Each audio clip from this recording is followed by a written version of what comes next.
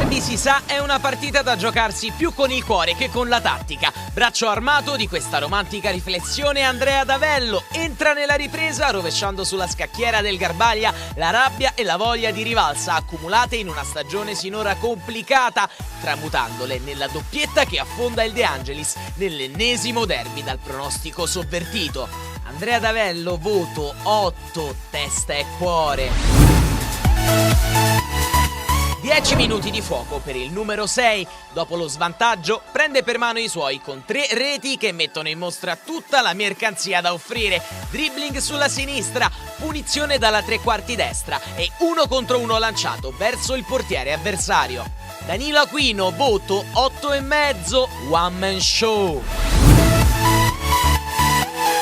Nei fondamentali punti playoff, raggranellati dalla ragnatela in casa con l'M Servizi, ha un ruolo preponderante l'estremo difensore, simbolo delle ambizioni di Mister Dupacchier. Con la testa in campo, dal primo all'ultimo, batte 3-1 Mastrelli nella personalissima sfida. Quando Ripani gioca così, spezzare la tela sarà sempre più dura.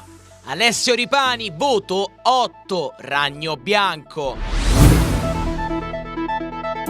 Se nel gergo scientifico si usa chiamare per nome gli uragani, quello del Ciriaci non può che chiamarsi Alessio Angelè. Il 22 rosanero travolge letteralmente la San Giovannella con una pioggia di 5 reti senza lasciare diritto di replica agli avversari e guidando i suoi verso il successo. Un biglietto da visita straordinario da lasciare nella buca delle lettere del Football 8 in vista del big match della prossima giornata.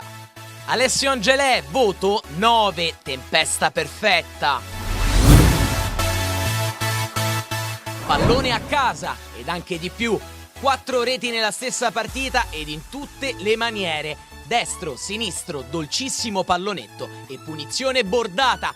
Cosa chiedere di più ad un match per un attaccante? Daniel Giacca, voto 9, letale.